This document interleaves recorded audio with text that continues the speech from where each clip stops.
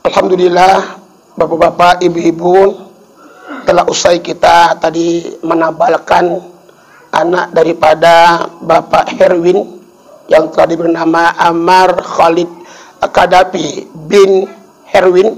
Insyaallah atas kesediaan kita, atas doa-doa kita tadi diijabah oleh Allah Subhanahu wa taala.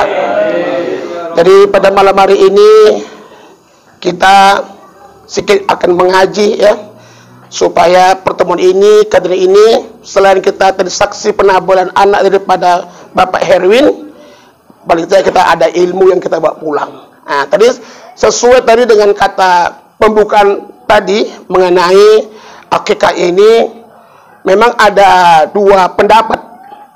Yang pertama mengatakan akikah itu hukumnya sunnah muakkad. Arti muakkad itu sangat-sangat dianjurkan. Tuh. Namun ada pula ulama mengatakan ya, akikah itu hukumnya wajib bagi yang mempunyai kemampuan.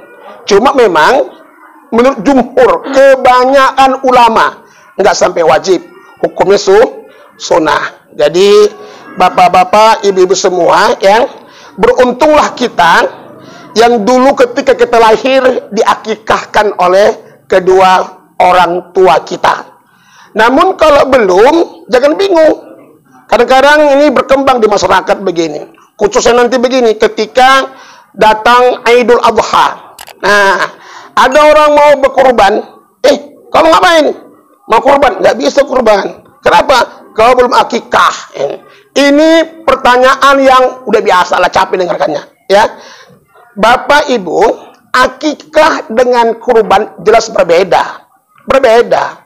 Kalau akikah itu adalah jelas, itu adalah memotong hewan, yang menyembelih hewan pada hari kelahiran bayi. Kalau kurban jelas itu adalah penyembelihan hewan ketika datang tanggal 10 Zulhijjah, 11 Zulhijjah, 12 Zulhijjah, 13 Zulhijjah. Berarti berapa hari itu? 4 hari ya. Nah, banyak orang salah. Hari tasrik kan 3 hari, salah 4 hari. Ngitung, nanti tanggal 10. 10 bisa dihitung, ya kan? Nah, 10. Jadi kalau kita puasa sunnah di tanggal 10 Zulhijjah, 11 Zulhijjah, 12 Zulhijjah, 13 Zulhijjah, itu hukumnya haram. Nggak boleh. Bukan saja nggak boleh, haram. Nggak boleh. Jangan blok kaliman kali. Tanggal 10 Zulhijjah, makan, buka. Nggak, aku puasa. Aku puasa. Sesat bin menyesatkan. Tahu deh ini. Jadi nggak ada puasa tanggal 10, 11, 12, 13 Zulhijjah. Nah, kapan memotong hewan kurban? Jelas beda. Kalau tadi akikah pada hari kelahiran bayi, dipotong sunnah hukumnya pada hari 7 dari 7 hari kelahirannya. Kalau kurban ini kapan motongnya? Tanggal 10 Zulhijjah, setelah orang selesai dari sholat Id. Boleh nggak motong kurban sebelum orang sholat Id? Boleh? Nggak boleh lah ya. Harus sholat Id dulu, baru dipotong hewan kurbannya. Tanggal 10, boleh. Kalau nggak sempat tanggal 10, kapan? Tanggal 11. Kalau tanggal 11, bukan nggak sempat, ya. Banyak kali sapinya. Sampai 60 ekor yang kurban. Banyak kali, 60 orang kurban, 1 orang 1 ekor sapi. Boleh nggak kurban 1 orang 1 ekor sapi? Boleh. 1 kambing untuk 1 orang. 1 ekor sapi untuk 7 orang. Kalau ada orang menggunakan 1 orang namanya Haji Ibrahim umpamanya, saya kurban 1 ekor sapi, 1 orang aja nih. Istrimu ikut? Enggak. Anakmu enggak? Aku aja 1 ekor sapi. Boleh ya, boleh. Nah, jadi kurban itu enggak terbatas, cuma minimal lah kambing. Jangan pula ayam kurbankan pula. Nah, enggak cocok lah pula ayam kurbankan, kambing lah, itu minimal itu. Nah, kemudian nggak sempat tanggal 11, tanggal 12. Tanggal 12 nggak sempat, tanggal 13. Sampai kapan? Begitu masuk waktu asar, selesailah yang namanya pemotongan hewan korban. Begitu saudaraku. Kemudian saudaraku, yang diridhoi oleh Allah Subhanahu wa taala, ini pun perlu saya jelaskan juga ini. Mengenai takbiran, ini sekaligus hakikat ini, takbiran. Kalau Idul Fitri takbirannya itu dari terbenamnya matahari di akhir Ramadan sampai kapan? Sampai selesainya sholat Id. Maka selesai takbirannya. Jangan kejadian macam di kampung Silumanan itu. Nah, kebetulan sholat Idul Fitrinya hari Jumat gitu. Habis khutbah, habis sholat takbiran gitu. Ini jelas nggak ada dalilnya, nggak ada aturannya. Jadi takbiran di Idul Fitri itu adalah ketika terbenam matahari di akhir Ramadan sampai selesai sholat Id, maka selesailah takbirannya. Nah, kemudian untuk Idul Adha takbirannya 4 hari, tanggal 10, tanggal 11, tanggal 12 dan tanggal 13. Sampai kapan? Sampai asar tanggal 13 Zulhijjah. Ini memang perlu dijelaskan agar apa? Agar kita nanti kita udah lama mengaji, kita udah lama ikut pemberitaan, untuk hal-hal semacam ini masih ditanya-tanya lagi, padahal udah bertahun-tahun kita hidup, saudaraku. Ini yang kedua, saudaraku. Jadi Bapak Ibu hadirin sekalian yang diridhoi oleh Allah Subhanahu wa taala. Sekali lagi, walaupun orang belum akikah, boleh dia berkurban. Jadi masalah karena tidak ada aturannya, begitu. Nah, Ustadz, apakah boleh Ustadz aku mengakikahkan diriku sendiri? Dalam mazhab Imam Syafi'i boleh, ya. Seseorang mengakikahkan diri sendiri. Silakan aja, nggak apa-apa gitu. Cuma akikah itu beda sama yang tadi ini. Nah, kalau tadi ini kan dicukur dia rambutnya, ditabakan namanya, ya. Kalau bapak nanti akikah jangan lagi dipotong rambutnya. Enggak begitu ya. Yang jelas ini akikah, potong kambing dibagikan semuanya, begitu. Jadi Bapak Ibu hadirin sekalian yang diridhoi oleh Allah Subhanahu wa taala. Nah, tadi hukumnya sama-sama kita ketahui, hukumnya sunnah muakkad. Walaupun ada yang mengatakan wajib, itu hanya kecil, tapi pada umumnya itu sunnah. Yang kedua, saudaraku yang diridhoi oleh Allah Subhanahu wa taala, apa yang disembelih? Kalau Imam Hanafi itu jelas kambing yang disembelih, nggak bisa ditukar dengan hewan. Misalnya lembu, misalnya kerbau, misalnya nggak bisa. Itu Imam Hanafi yang terdapat dalam fikih sunnah, ya, karangan Said Sabiq itu. Kemudian kalau Imam Syafi'i, ya, boleh saja akikah dengan sapi. Kenapa? Karena dalam hukum Islam itu ada namanya Al-Quran. Ini sumber utama hukum itu Al-Quran. Ini sumber utamanya. Baru yang kedua hadis. Nah, baru yang ketiga ijtihad. Baru yang keempat qiyas namanya. Nah, jadi Imam Syafi'i ini mengkiaskan dengan kurban gitu. Kalau kurban aja boleh dengan sapi, maka akikah pun boleh dengan sapi. Umpama gini, ada beberapa orang yang lahir sekeluarga, udah gabungan aja dengan 1 ekor sapi. Cuma ini masih jarang, ya, hampir nggak ada pun di sini, ya. Nah, pada umumnya apa? Pada umumnya adalah kambing, begitu. Kemudian saudaraku yang diridhoi oleh Allah Subhanahu wa taala, untuk siapa daging akikah ini dibagikan? Ya, untuk disedekahkan gitu, disedekahkan. Bolehkah yang akikah memakan dagingnya? Boleh.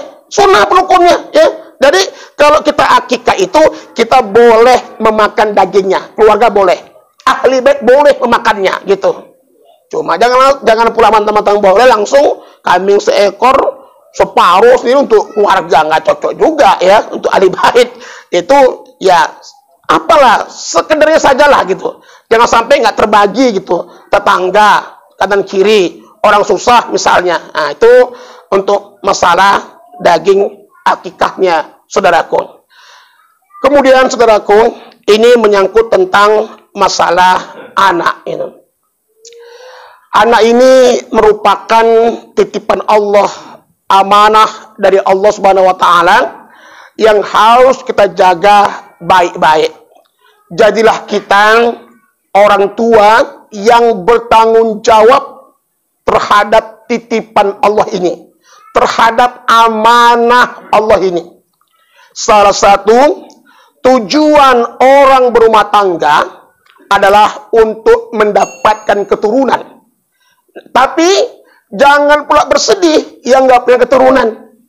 Ada yang bilang gini, Ustadz, kalau aku nggak punya anak Ustadz, nanti siapa pula yang doakan aku Ustadz? Aduh, hampir selaku Ustadz nggak yang doakan. Kenapa ada baca hadis Ustadz? Apabila keturunan Adam meninggal dunia, maka putuslah semua amalnya. Betul Pak? Ada apa ya? Nah, kecuali tiga, yaitu anak yang soleh, kemudian sedekatun jariyah, ilmu yang bermanfaat. Anak yang soleh, Bapak Ibu, coba ini perhatikan hadisnya. Anak yang soleh, ini hadisnya umum, bukan khusus anak yang soleh. Jadi siapa anak yang soleh? Banyak. Bisa dia anak kandung, bisa dia anak angkat, bisa dia anak murid. Nah, iya. Jadi itu semua anak begitu. Anak-anak kaum muslim ini. Makanya kalau kita orang Islam beruntung sekali. Kenapa? Setiap orang Islam berdoa, apalagi yang namanya khutbah Jumat, itu wajib dibaca. Doa untuk kaum muslim dan muslimat. Allahumma ighfiril mu'minina wal mu'minat wal muslimina wal muslimat al ahya'i minhum wal amwat bi rahmatika ya arhamar rahimin. Wahai Allah, ampunkanlah dosa-dosa kaum muslimin dan muslimat. Nah, itu dia. Masuk semua kita kan?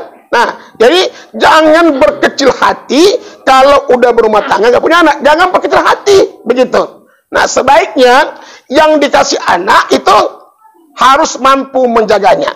Begini, jadilah kita orang-orang yang senantiasa berhusnuzon gitu, berbaik sangka kepada Allah Subhanahu wa Ta'ala. Jangan bersangka yang nggak punya anak. Kata ustadz itu kalau berdoa, tahajud, sedekah, doanya makbul. Ini bukti nggak makbul.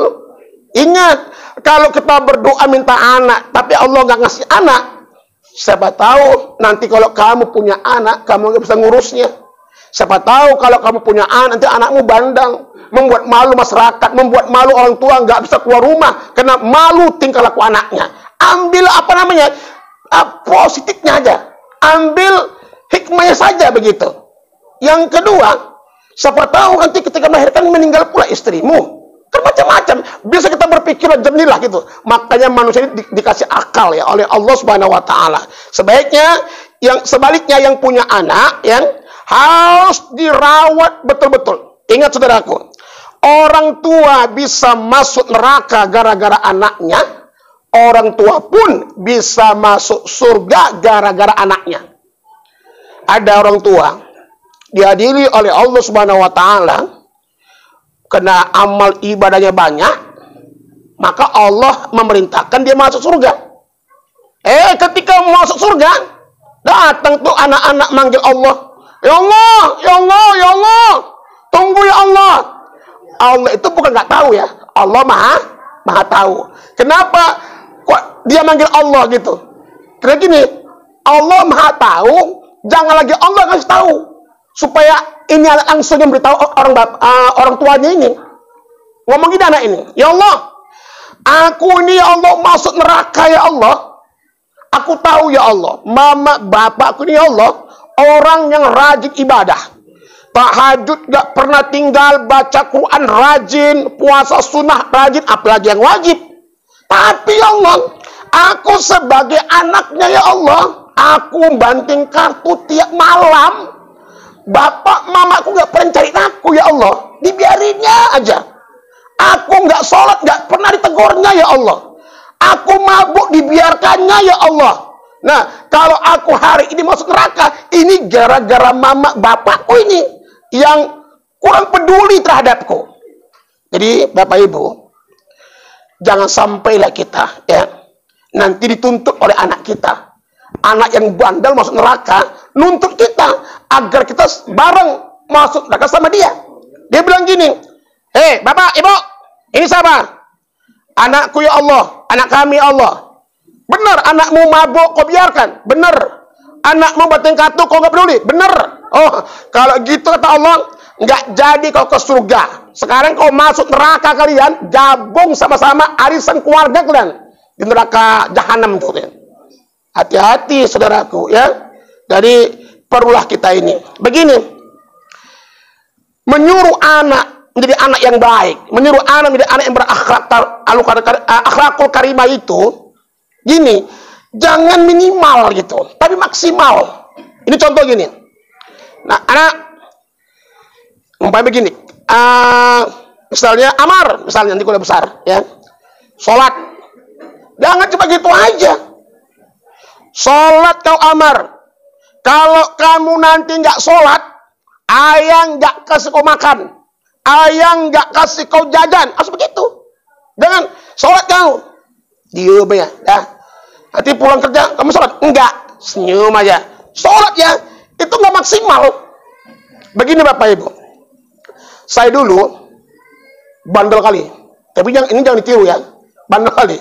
Sekolah cabut gitu, datang surat dari sekolah, Pak Al namanya, ini surat dari sekolah untuk si Jamal, maka si Jamal ya, ini dia semalam nggak masuk sekolah, dia cabut. Apa kata ayah saya? Dia pikir dari rumah, tapi nggak masuk Pak, ini suratnya. Apa? Begitu saya pulang, marah bapak saya, cuma sekedar marah. Jamal, dasar kau nggak ada otak kau ya. Dari rumah kau sekolah, pakai sekolah, tapi kamu cabut ya. Paling di toko, tokonya paling gitu. Tapi kalau itu urusan sekolah ya. Tapi kalau udah ngaji, saya nggak ngaji. Datanglah guru ngaji tahun ayah saya, gitu.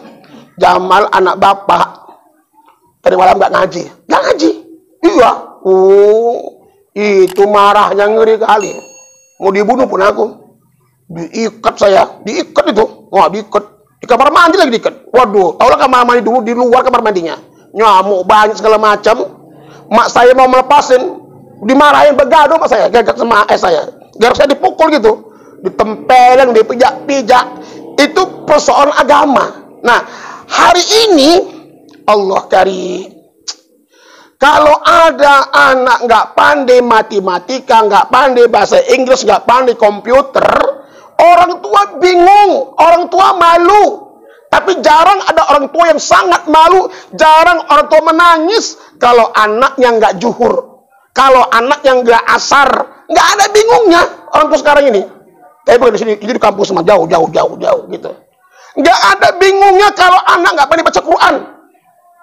Padahal saudaraku, kepengen kita nanti satu hari kalau jasad kita terbujur kaku di pembaringan, anak kita megang Al-Quran, ngaji anak kita. Ingat Bapak Ibu, ketika kita meninggal dunia, itu ruh kita tahu siapa yang datang, tahu tuh. Oh Pak Ashab, oh Pak Gugus, oh Pak Mariono. Kalau yang datang itu orang-orang baik, orang-orang soleh, kawan-kawan satu masjid, kawan-kawan satu perwiritan, satu STM, senang kali dia, senang bangga kali.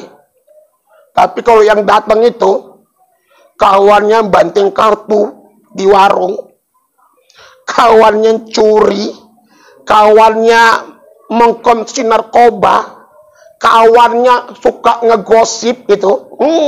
Ya Allah, kok ini pula yang datang, ya Allah. Kenapa? Secara nggak langsung dia membeberkan aibnya itu, gitu. Makanya kalau yang datang itu kan kawan yang baik, dia seneng. Ya Allah, ya Rob, datang semua kawanku semua. Itu kan kawannya, apalagi anaknya. Duduk baca Quran, ambil nangis tuh anak baca Quran. Apa kata anaknya? وَلَنَبْلُوَنَّكُمْ بِشَيْءٍ مِّنَ الْخَوْفِ وَالْجُوعِ وَنَقْصٍ مِّنَ الْأَمْوَالِ وَالْأَنفُسِ وَالثَّمَرَاتِ وَبَشِّرِ الصَّابِرِينَ الَّذِينَ إِذَا أَصَابَتْهُمْ مُصِيبَةٌ قَالُوا إِنَّا لِلَّهِ وَإِنَّا إِلَيْهِ رَاجِعُونَ. Wahai mama, senang kali kita begitu. Kenapa? Kita meninggal dunia, kita udah nggak berdaya, anak awak pandai baca Quran gitu. Jadi saudaraku, yang diridhoi oleh Allah Subhanahu wa taala, yang kita masih punya anak-anak, kita masih punya anak, tolonglah mari sama-sama kita arahkan ke agama, ya, kita arahkan untuk membaca Quran, jangan sampai tinggal sholatnya yang 5 waktu sehari semalam, kalau kita nggak mau nanti masuk neraka. Ingat, ahli ibadah sekalipun, kalau kita nggak maksimal menyuruh anak kita dekat dengan Allah Subhanahu Wa Taala, maka bukan surga tempatnya, tapi neraka. Kenapa? Karena kedua orang tua kurang peduli kepada anak-anaknya. Jadi, kepada yang belum punya anak, jangan putus asa, bersabar, harus positive thinking, kata bahasa Jawanya. Itu bahasa apa ya? Bahasa Inggris ya? Positive thinking, begitu. Bapak Ibu, sebetulnya masih banyak yang akan kusampaikan. Coba ini udah malam ya, udah lewat jam 9 ya. Maka ceramahnya sampai di sini ya. Dengan kesimpulan dari ceramah ini, saudaraku yang diridhai oleh Allah Subhanahu Wa Taala, berbahagialah Bapak Mariono, berbahagialah Bapak Herwin ya, diberi cucu, diberi anak yang cukup ganteng, diberi anak yang sehat walafiat. Mudah-mudahan anak ini menambah kebahagiaan keluarga besar Bapak Mariono. Amin ya robbal alamin. Dan menambah kebahagiaan ayah dan mamanya, begitu. Kemudian kepada kita semua yang berhadir pada malam hari ini, mari sama-sama anak-anak yang kita miliki itu betul-betul kita jadikan ladang amal agar kita menjadi pendidik yang baik bagi anak-anak kita. Ingat, rumah tangga itu merupakan madrasah yang pertama kali bagi anak-anaknya. Paling tidak kita ini bisa menjadi contoh bagi anak-anak kita. Jangan berharap anak kita akan jadi anak soleh kalau orang tua yang nggak soleh. Jangan harap anak kita akan alim kalau orang tuanya maling. Jadi ingat, kita menasihati anak, kita dululah yang merubah diri kita selaku kedua orang tua. Ingat Bapak Ibu, anak-anak sekarang kehilangan keteladanan, kehilangan contoh. Siapa yang harus ku contoh? Cemana coba? Ayahnya nggak sholat, mamanya nggak sholat, kakaknya nggak sholat. Kehilangan contoh. Siapa yang dia contoh? Yang dia contoh adalah kawan-kawan yang di luar. Siapa itu? Peminum, pemabuk, penjudi, penjina, pelacur. Itu dia contoh begitu. Kenapa? Karena di rumahnya nggak ada yang bisa dijadikan contoh. Tapi aku yang percaya, semua di sini adalah tipe-tipe orang tua yang menjadi teladan bagi anak-anaknya di rumah. Amin ya robbal alamin. Yang ketiga, semoga rumah tangga kita semua yang hadir pada malam hari ini, rumah tangga yang sakinah, mawaddah, warahmah. Dan anak-anak kita menjadi anak-anak atau cucu-cucu yang soleh dan solehah. Dan insya Allah menjadi anak yang taat kepada Allah dan Rasulnya, berbakti pada kedua orang tuanya, dan insya Allah bisa kumpul bareng kelak di surganya Allah Subhanahu wa Ta'ala. Dan maaf, wassalamualaikum warahmatullahi wabarakatuh.